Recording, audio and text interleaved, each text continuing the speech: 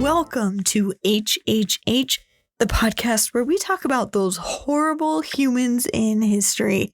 I am your host, Angela Pearson, and first of all, I want to thank you so much for tuning in. I hope you guys are enjoying these stories. I love diving back into history and exploring these true crime episodes with you guys. I'm just doing this for fun, so I really appreciate the support. So make sure you're liking and subscribing and sharing this with anyone you think would be interested in a little bit of history, a little bit of true crime, or just one or both of those things. So feel free to share this.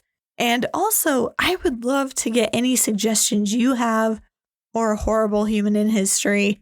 I love talking about your guys' suggestions because I know it's something that you want to hear about. So make sure you send those to me.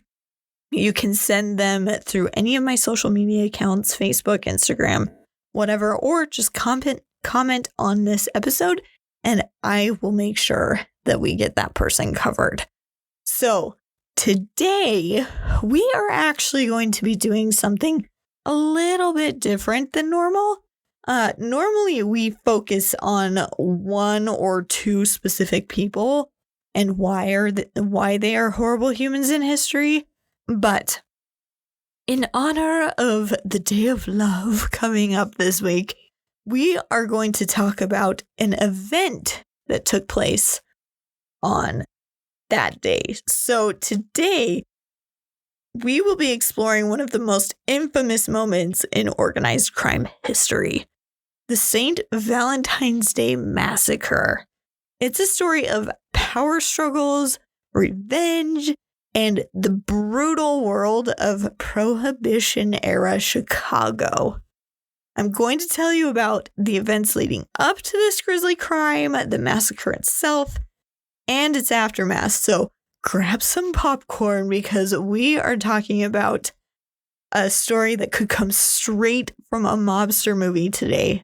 So be prepared for the chilling journey back to February 14th, 1929. Let's get into it.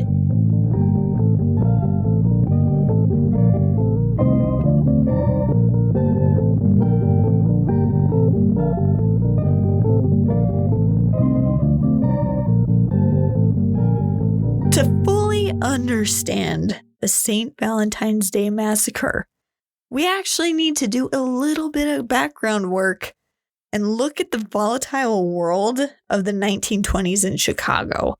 So this was the era of Prohibition, when alcohol was illegal, but crime syndicates made a fortune running underground liquor operations. Because, if you outlaw something as commonly used as alcohol, what do you expect? Think people are just going to be like, nah, I'm good. I don't need it anymore. No, criminals will find a way to get it to the people. But let's actually talk about where Prohibition came from first, because I think it's important to have that historical context to build upon what actually happened in this time period. So the movement of Prohibition actually has its roots in the temperance movement from the 18th century. The temperance movement, the 19th century, sorry about that. The temperance movement actually started back in the 1800s, but really gained traction in the 19th and 20th centuries. So the movement was mostly led by Protestant religious groups and other social reformers who believed that alcohol was the cause of crime, domestic abuse, and poverty. The women's movement actually got pretty heavily involved in this because, including, I forgot to mention, the support of Susan B.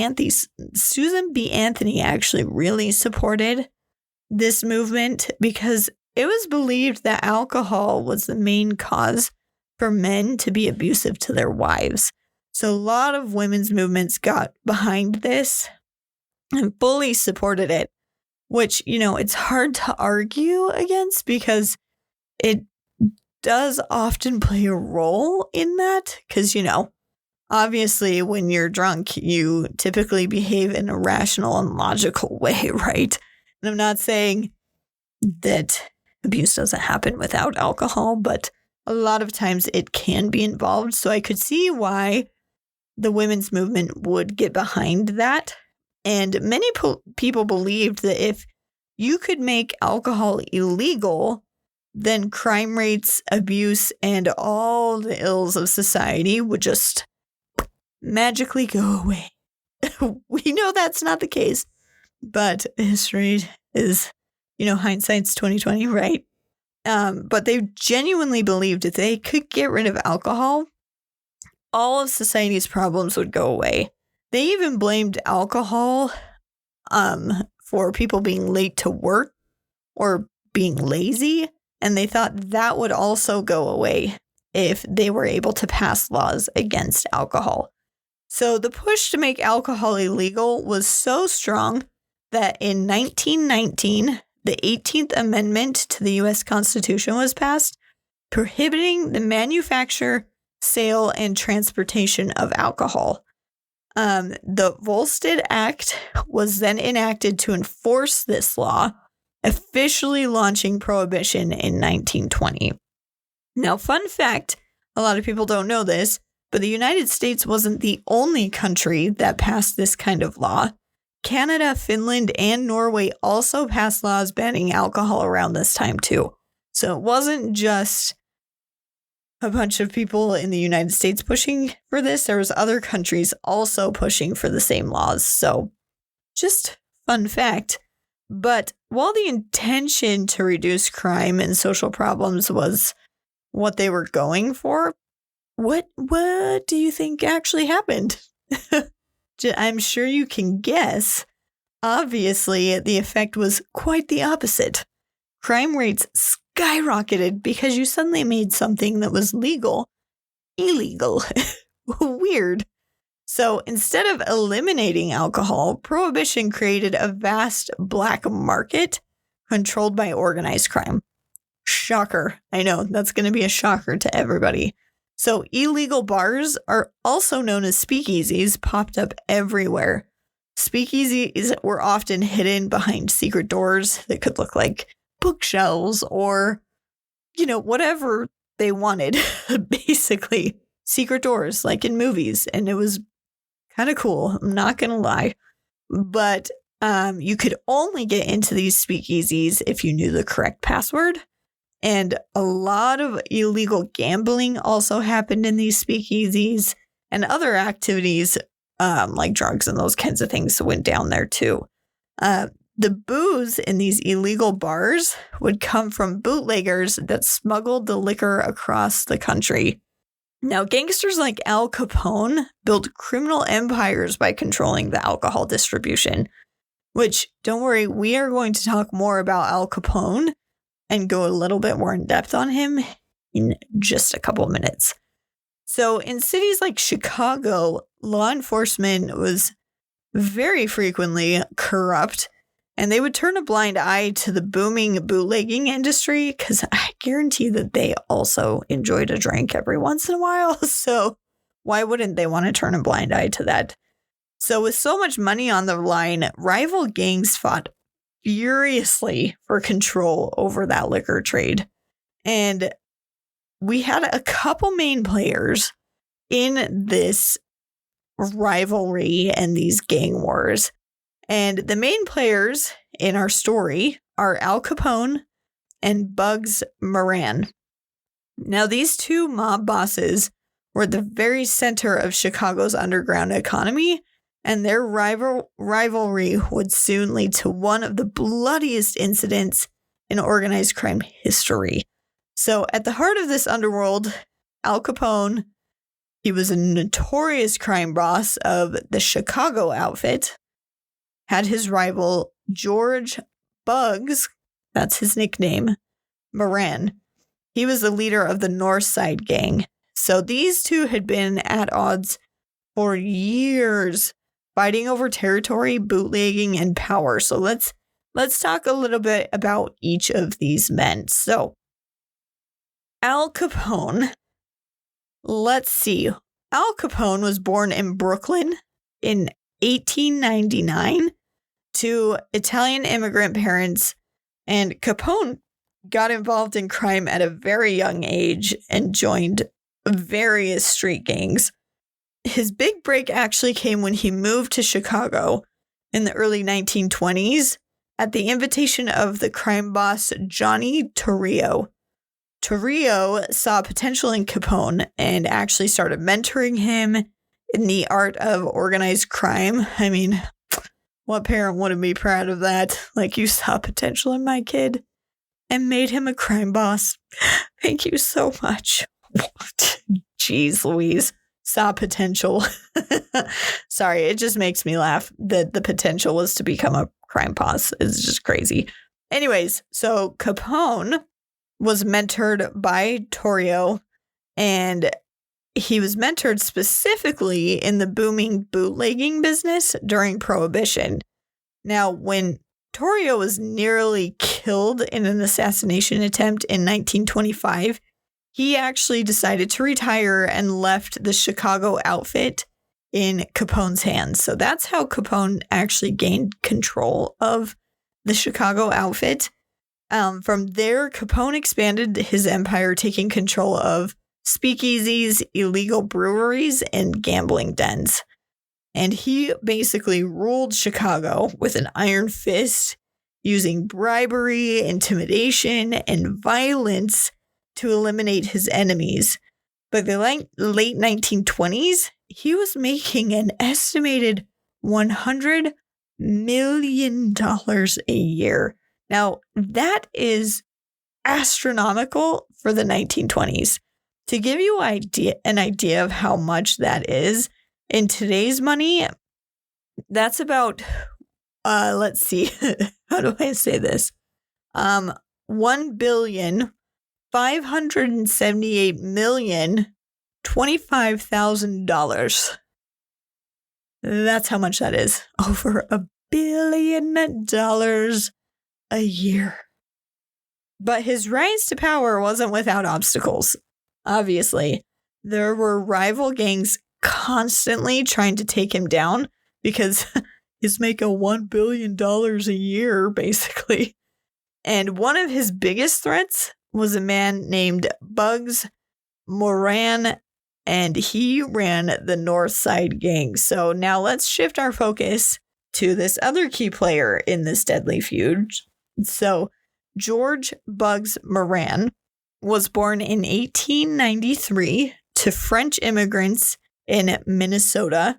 Moran had a very troubled youth, so a very troubled upbringing, and dropped out of school and very quickly turned to crime. So both of them, in their younger years, turned to crime.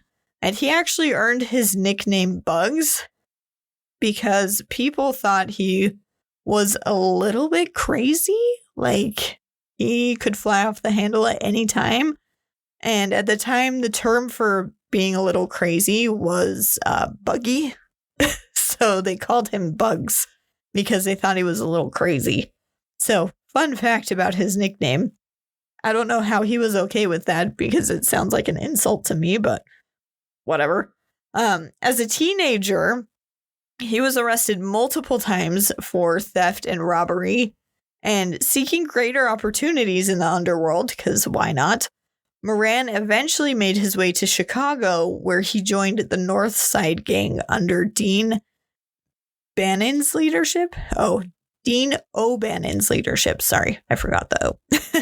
O'Bannon's gang controlled bootlegging operations in the city's north side, and Moran became one of his top enforcers. And when O'Bannon was actually assassinated, so this assassination actually worked in 1924, likely at the hands of Capone's men, Moran and his associate Jaime Weiss sought revenge for his death. So Moran was known for his hot temper, like I said. He could go off at any time, and he was more than willing to engage in direct violence against his enemies. So he took part in multiple assassination attempts against Capone and his allies. He himself, not just like sending men out to do it. He himself participated. And it would escalate the bloody feud between the North Side gang and the Chicago outfit. So by the late 1920s, Moran had risen to the top of the North Side gang, and despite losing key members in the gang warfare, he remained a significant threat to Capone's empire and refused to back down from their ongoing battle over Chicago's lucrative bootlegging trade. So these two were just going at it and were trying to kill each other off, and it just wasn't working. So here's a quick breakdown of the attacks between Capone and Moran / O'Bannon before him. So just to clarify, so in 1924, the murder of O'Bannon happened. So Capone's gang orchestrated the killing of O'Bannon, which started the war with the Northsiders.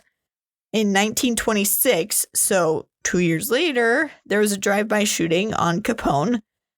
Jaime Weiss led the attack on Capone outside his headquarters, but Capone obviously survived. In 1927, Capone's retaliation was Weiss was gunned down in broad daylight, leading to Moran taking control of the Northside gang. So 1927 is Moran was able to step in because Weiss was killed by Capone.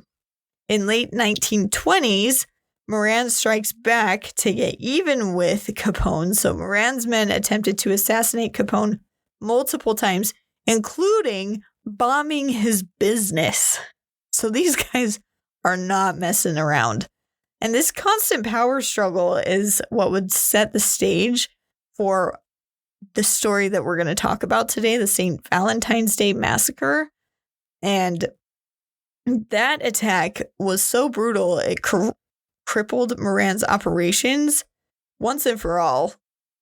And it worked a little too well, and we'll talk about that in a second. But the violence between them just continued to escalate, with drive-by shootings, assassinations, and failed hits becoming incredibly common between the two of them. And by early 1929, Capone had a plan to eliminate Moran and his gang once and for all. He had had enough. So to fully grasp why Chicago was such a hotbed for crime, I kind of want to look at the city itself really quick and what it was like in the 1920s.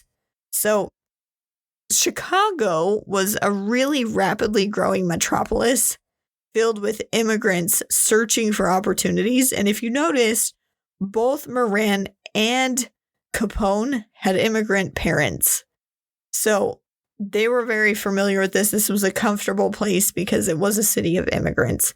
And it was growing so quickly, but it was also full of corruption and lawlessness because it was growing so quickly.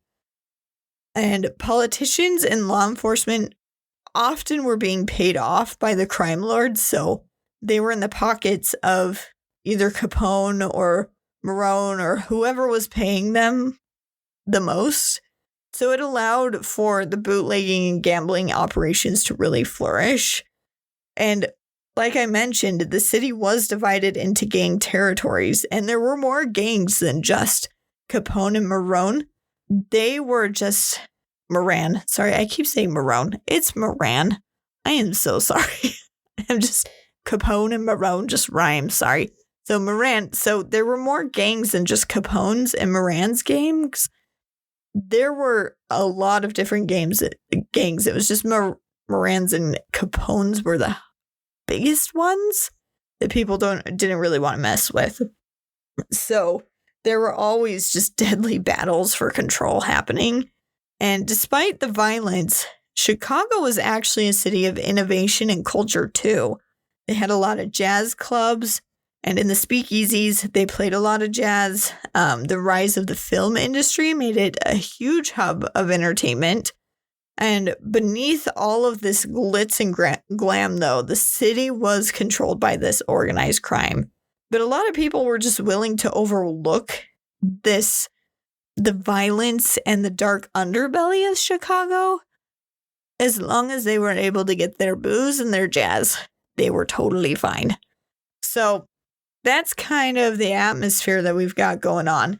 And that's the background that you need to know before we can actually get into the story for today. So now I feel like you have enough context that we can actually dive in to the gruesome events of that fateful Valentine's Day. So it all took place in a garage on the north side of Chicago.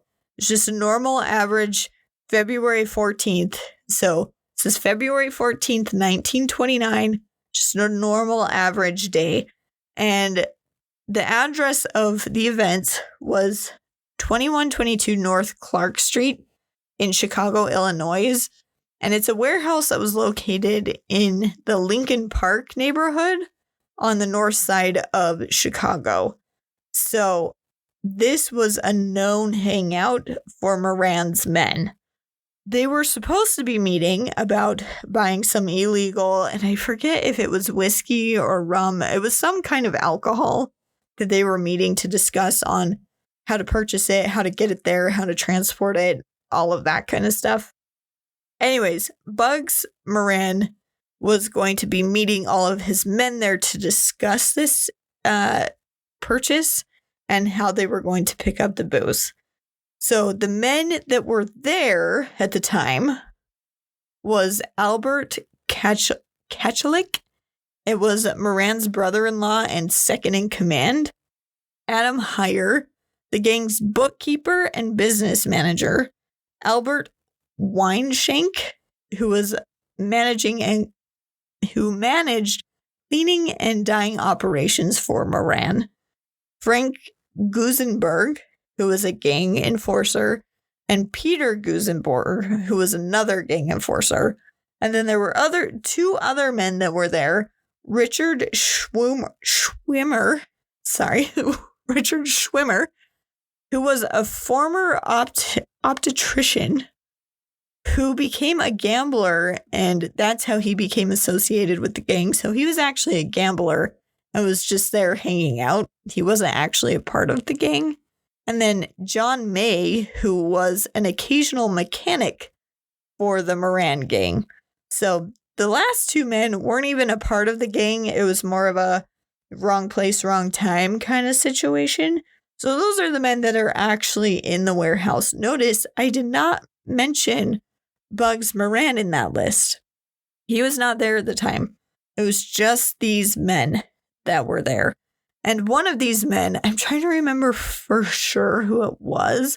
It was one of the Gusenbergs that, so there were men waiting outside to see if Moran had come in. And one of the Gusenberg brothers, I believe, had the same kind of build and also dressed pretty similar to Moran. And so they assumed that Moran was in the room. And that's when the events started to take place. So at around 10:30 a.m., a group of 4 men, 2 of them dressed as police officers, entered the garage. Now, police raids at this time were actually fairly common. So a lot of gang members were used to police just coming in and quote unquote inspecting their operations. And then they would leave. They would just come in, inspect things, and then be gone.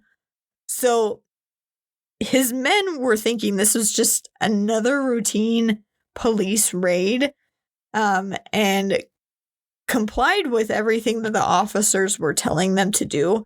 And when the officers ordered them to all line up against a wall, they didn't really question it because this was pretty common. And then the police officers, I'm going to put quotations around that, police officers, removed the guns from any of the men that happened to be armed and then stepped back. Then the unthinkable happened. The 2 men, not dressed as police officers, pulled out 2 Thompson submachine guns, aka Tommy guns, I know you guys have heard of those. And then the men with the Tommy guns opened fire, unleashing a hail of bullets on these 7 men. About 70 bullets were fired in total on these unsuspecting men. And 2 of the 7 men, were actually shot at point blank range with a shotgun after being gunned down with the Tommy guns. So 7 men in total were executed in cold blood. Just super quick, all shot down. Only one of the 7 men, after being shot 14 times, would survive long enough to be driven to the hospital. And while he was there, the police actually asked him, who did this? Like, who shot you? And he stuck to the code of the streets and said, I wasn't shot, and then ended up dying. No offense, if I've been shot 14 times, I am telling who shot me. Especially if I'm going to die, I am telling. I'm not sticking to any code because it doesn't do me any good. I'm telling. But this man refused. He literally was like, I wasn't shot, even though he had 14 bullet holes in his body. But he did end up dying at the hospital, so all 7 men were killed. Now, Moran himself was supposed to be there. He very narrowly escaped because he was actually running late that morning and spotted what he thought to be were police patrols going around his garage. And so he actually went to a coffee shop for a while and drank some coffee to try and figure out what his next move was going to be before he headed to the garage. Now, the massacre was over in a matter of minutes, and it left behind a horrific crime scene that shocked not only the people of Chicago, but it shocked the nation as a whole. So the sheer brutality of this massacre led to a national outcry. But here's the thing that you will never guess is no one was ever officially charged for the crime, and it is still technically listed as an unsolved crime. I know, let that sink in for a second. This gang war that had been going on forever, everyone, I'm sure, knows who's behind this, but no one was ever arrested, and it's still listed as unsolved. How interesting, right? Anyways, law enforcement suspected Al Capone was behind it, but Al Capone, the clever man he was, had a rock-solid alibi. So he couldn't have been there because he was vacationing in Florida at the time of the incident. How convenient for him. It's like he planned that or something. Weird. So weird. And after doing some forensic testing and testing the bullets, they did recover the guns, the Tommy guns, and they were guns owned by Al Capone's gang. But they never had sufficient evidence to arrest anybody to prove that they were the people that actually did the shooting. So, anyways, without solid proof of his involvement, theories ran wild. Some said the hit was orchestrated by Capone's top enforcer, Jack McGurn. Others believe it was a combination of Capone's men and some corrupt cops that were working together. But there hasn't ever been a solid lead or conclusion to this. So the massacre actually marked a pretty big turning point for Capone. While it solidified his dominance, it also made him public enemy number 1. And so the government intensified his efforts to bring him down. Because before, there were just the 2 of them being rivals, but now he had a target on his back. Now, Moran managed to keep control of his territory and what remained of his gang through the early 1930s. So this occurrence really did hinder his operations because he lost some of his top men in this massacre. So it did affect him, but he was able to hold on to his territory through the early 1930s. But the North Side gang never actually fully recovered its power or former place in Chicago's underworld, as the chief rival of Capone and his Italian mob, especially when Prohibition ended in 1933.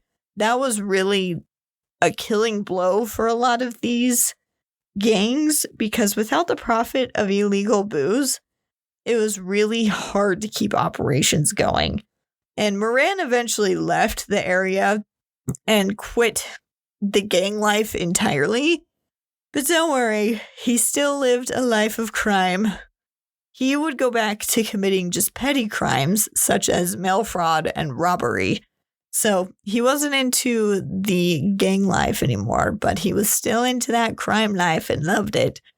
On April 30th, 1939, Moran was convicted of conspiracy to cash $62,000 worth of American Express checks. He was freed on appeal when he posted bond, and then he fled but was actually captured and not released until December 21st, 1944. And he was basically penniless by the 1940s. And that was only 17 years after being one of the richest gangsters in Chicago. So he went from being one of the wealthiest gangsters in Chicago to basically having nothing, like not even 10 years later. So on July 6th, 1946, he was arrested for his involvement in the robbery of a Dayton, Ohio tavern.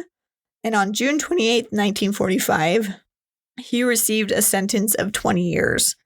He was actually paroled in 1956, but again was immediately arrested for his role in the 1945 robbery of a bank in Ansonia, Ohio.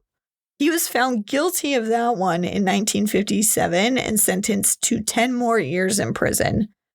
Moran actually died of lung cancer a few months into his 10-year sentence at Leavenworth Federal Prison in Kansas, and he died on February 25th, 1957 at the age of 63. So time wasn't kind to Capone either. So it sounds like, after this incident, the Valentine's Day Massacre, Moran didn't do well. Well, time wasn't super great to Capone either after this incident. So in the years that followed the massacre, Capone's empire crumbled mostly for the same reason that Moran's crumbled. Prohibition ended. He was still able to keep his illegal gambling alive, but without that alcohol, it was really hard to keep business running as usual, because that was the moneymaker, was the booze. Now, he was eventually arrested, but don't worry, it wasn't for murder, even though Al Capone, and I'm sure we'll talk about him on a separate episode, murdered a lot of people. He was not arrested for murder. He was arrested for tax evasion. By 1931, he was convicted and sent to prison, eventually serving time in the infamous Alcatraz prison in California, which I still one day want to tour because I've heard it's haunted and it sounds amazing. Anyways, on November 16th, 1939, Al Capone was released after having served 7 years, 6 months, and 15 days of his sentence, and after having paid all the fines and back taxes. So he paid all the money back that he owed, which I can imagine was probably a lot. And he actually suffered from paresis derived from syphilis while he was incarcerated, and his health deteriorated quite a bit while he was incarcerated. Immediately upon the release, Al Capone entered a Baltimore hospital for brain treatment, and then immediately after that went to live on his Palm Island estate near Miami, Florida, which he had actually purchased back in 1928. He never publicly returned to Chicago, so he might have gone there, but he was never public about it. But he was basically mentally incapable of returning to any gang politics or any kind of life of crime. Because in 1946, his physician and Baltimore psychiatrist both determined that at that point in time, Capone had the mental capability of a 12-year-old child. So he had regressed quite significantly by 1946. Now, Capone resided on his Palm Island estate with his wife and immediate family. He lived in a very secluded atmosphere until his death due to a stroke and pneumonia on January 25th, 1947. So I find it interesting that both of these men led pretty intense lives of crime that affected a lot of people, and a lot of people died because of these two. But they both died in such unspectacular ways. Like when you hear of like 1920 gang fights, neither of them died in that situation. They were both kind of like meh deaths. You know, it's just interesting that this happens to quite a few horrible humans in our stories, that they do horrible things to people and their deaths are just like, you know what I mean? They probably deserved something worse. Does that make sense? Anyways, so the St. Valentine's Day Massacre remains a symbol of the ruthless gang violence of the Prohibition era. It also helped push the public and government towards actually repealing Prohibition in 1933 because they realized, oh, making something illegal that most people have been using for forever, probably not a great idea, because then it just makes normal everyday people criminals, and it gives criminals incentive to make money. So taking away something that they've always had a right to use, probably not a good idea. So today, the site of the massacre is a landmark of crime history, and there's ghost stories and urban legends that surround it. The garage itself has long since been torn down, but the wall where the men had stood before they were ruthlessly executed actually still exists and is still together. It's just in a casino in Vegas, of all places. So if you ever want to see it, there's a mob museum in Vegas that you can see that wall. But anyways, that is our story of the St. Valentine's Day Massacre, one of the bloodiest and most infamous moments in organized crime history. So what do you think? Was it Capone that was really behind it? Did he organize all of it? Or was there another force at play here? Could it have been other gangs trying to start or escalate the gang war and blame it on these higher gangs that were in charge? Or was it corrupt police officers? I want to know your thoughts. What do you think? Who was actually behind this? We might not ever know for sure, but I think we all really do know. I am convinced it was Capone, but who knows?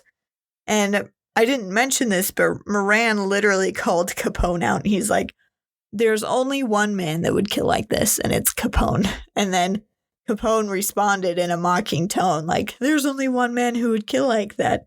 It's Moran. Did I say Moran again? Jeez Louise. It's Moran. So it's interesting.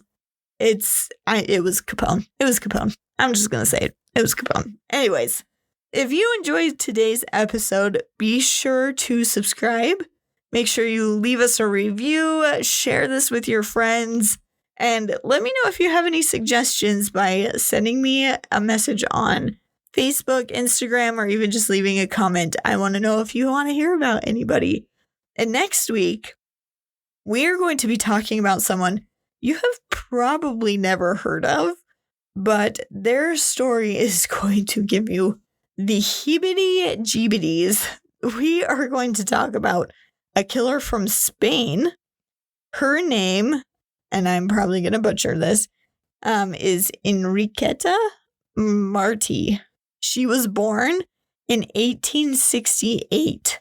So tune in next week to see what makes her such a horrible human in history. We'll see you guys next week.